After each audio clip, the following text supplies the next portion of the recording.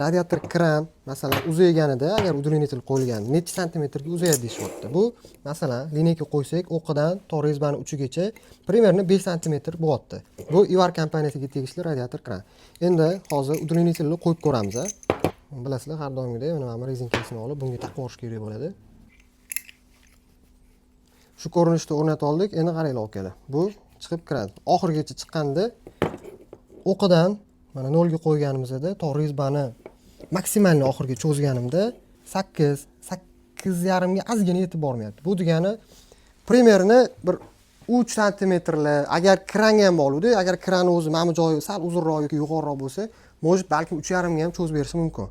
Lekin agar sizlarning planingizda 4 yoki 5 santimetr zazur bo'ladigan bo'lsa, bu uдлинитель sizlarga yordam bermaydi.